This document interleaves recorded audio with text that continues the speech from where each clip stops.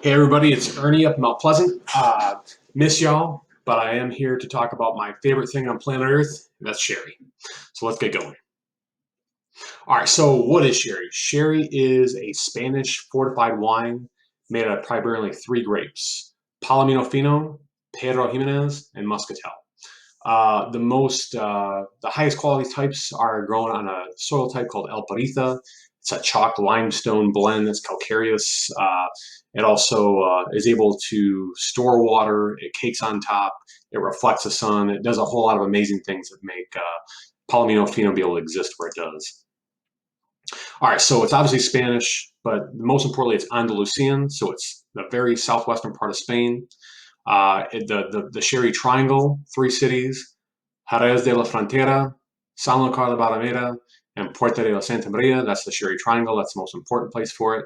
If you go to the east, you'll run into Montilla and Malaga. They are primarily known for making Pedro Jimenez and Muscatel, but they also make other types of sherry, just equally as important, just not as well known.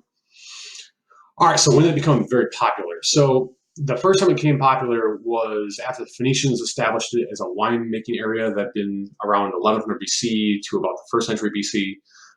Then it got popular again, exporting to England. The English had a taste for a thing that used to call milk sherry, which is sweetened oloroso.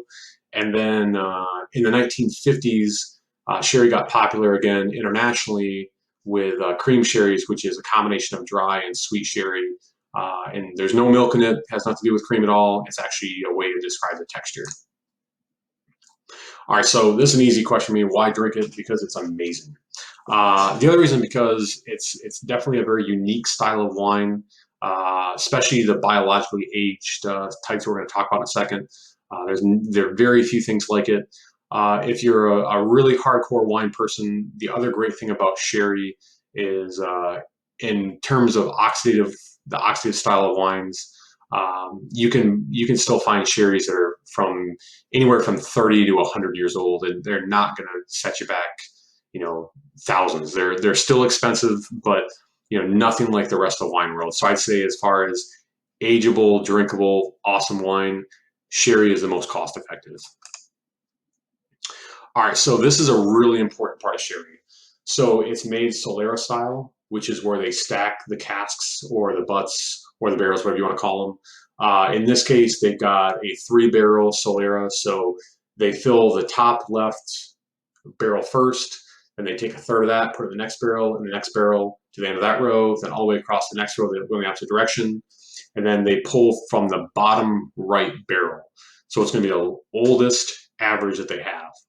Now, some people argue that sherry, because it's not vintage, now there are vintage sherries, but they're single cask. They're pretty much in a whole different class of wine. But the Solera makes it so it's non-vintage, so you don't get that particular year or that snapshot in time. Now, from all the producers I've talked to in Jerez, they've always said, of course, it's not. It's better than that. It's an average of all the good years. Now you can say it's off the average of all the bad years, but if you only visit a place one time and you have a great experience, that doesn't mean it's the greatest place on earth. Just like if you visit a place and you have a terrible time, it's not the worst place on earth. So I like the average concept because it really does summarize the conditions of that area. And if you want to get metaphysical, time. If you believe time is an expanding point of space, then sherry's got us there too, because that's just like the Solera, whereas a vintage is one single point. All right, so this is again equally as important. There's primarily two types of sherry. There's biologically aged sherry, and there's oxidatively aged sherry. So in this case, because we carry Colothea, you have Fino, which is biological, and you have Oloroso, which is oxidative. So I'm going to focus on those two. There's lots of other sherries. Biologically aged sherry is sherry that is left. It's put in a barrel. It's Palomino Fino. They fill it 5/6 full. They leave it open air. There is a wind called the poniente that blows in from the ocean. It carries a marine yeast. It settles on top of the wine. It starts to populate after it starts to eat the macronutrients. When it does that, the floor populates. The floor is that yeast layer on top of the wine. That protects it from oxidation and imparts and displaces all sorts of flavor compounds. So you get flavor from the barrel, from the yeast, and from the protection of oxidation. It's then fortified, that kills the yeast, and they bottle it. Oxidative aging is basically the same process, but they fortify it first. So the alcohol content's high enough to where it won't actually be able to form the yeast layer on top of it. Because it's not protected from the yeast, it actually oxidizes. Same thing, it can be either static or dynamic, meaning the barrels can get moved around or they might just stay in place. And that imparts a lot of the barrel flavor. Obviously, the oxygen does a lot of different things. And they normally end up being a little bit higher alcohol percentage, where Fino is like 15, Oloroso will be closer to 20. All right, so Gutierrez Colthea, that's the brand that we carry in our book. Very, very important house. It started in 1838. It is in Puerto de la Santa Maria, which is the furthest southwest, very close to the ocean. It's actually the closest bodega or storage house for the barrels where they're making sherry to the water. So if you look at the picture, you can see some boats. Literally, the bodega is separated by a parking lot and that little rock bed right there, and that's it.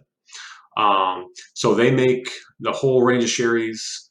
They've got very talented people that work with them. They also have a Solera Familiar, which is the family Solera. That is exceptional wines. I was lucky enough to try one of those in New York. Their Pedro Jimenez is like drinking molasses, leather, black olives, medicinal herbs, an old boat. I mean, it is really fascinating stuff. So they make entry-level sherries like us that we carry, but they also make amazing high-level sherries that are top caliber. All right, so obviously this is the most important part for us. So I would say the first thing you have to make sure you do is you have to try these wines, and you have to figure out who you think would be interested in them. It's not for everyone. They are very unique. Obviously any retail store that doesn't have a single sherry, that's worth a shot.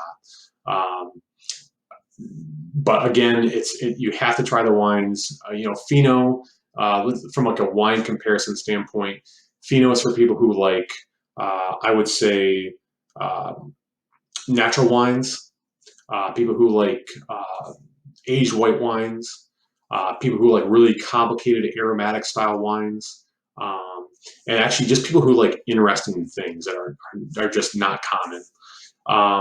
For wine from an Oloroso standpoint, it's for people who like robust style wines, people who like maybe robust food even.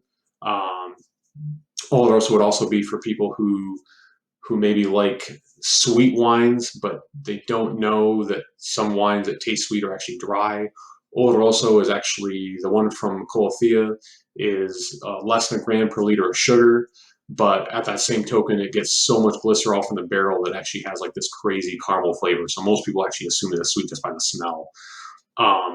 The other way, the first way I was able to sell a lot of sherry up here, which I think this is probably the most applicable to everybody, because not everybody loves sherry like I do, but they should, is it's how it can be incorporated in cocktails. So Fino and Oloroso, primarily those two, another form of sherry called Amontillado, they all don't get lost in a cocktail. They've got unique taste profiles that are not emulated elsewhere, that fold in especially like classic small ingredient or a few ingredient cocktails. Fino will still bust out of the glass. Same thing with Oloroso. So if you want a couple examples, one cool way to incorporate Fino into a cocktail is by maybe going to a martini and substitute either part or all of the vermouth. Anything that has mezcal in it, anything that has gin or vodka, you can add Fino in there as a tertiary or quaternary flavor component, and it, like I said, it will not get lost. One of the cool things that normally strikes out in cocktails is like the iodine or like aquatic flavor of Fino. For Oloroso, that normally pairs best. I know a lot of people use it for Manhattans, but it goes really well with anything that's got like baking spice flavors, or things that have like a heavily aged factor, like an oak aged factor of whiskey or any kind of spirit. It's also because it's got that big brooding like caramelness flavor. It's a cool thing to add into even like one of my favorite Oloroso drinks is an Oloroso Flip. It's basically just like a caramel milkshake, but it's a ton of booze. But I think that's like a good way, especially in Detroit, maybe Grand Rapids, where there's lots of cocktail bars, because they can pour it by the glass, and then they can also use it as a pretty inexpensive, bar drink. I mean, you look at like everything behind a bar, a lot of those things are $20 to $40. So what's a $12 bottle of Fino and a 18 bottle of Oloroso as and another ingredient, and you can pour it. So I think that's the best way to go. Um, let's see what else. No, that's about it. So anyway, if anybody wants to learn more about these styles of wines, or you just generally interested in this, even not in a commercial standpoint, reach out to me. Get my contact from the warehouse. Another really good avenue is a thing called sherrynotes.com. I've traded emails with that guy for 5 or 6 years. He's a really smart guy, gets to try an unbelievable amount of sherry, and knows it all. So anyways, hope you all like this. Good luck selling. Cheers.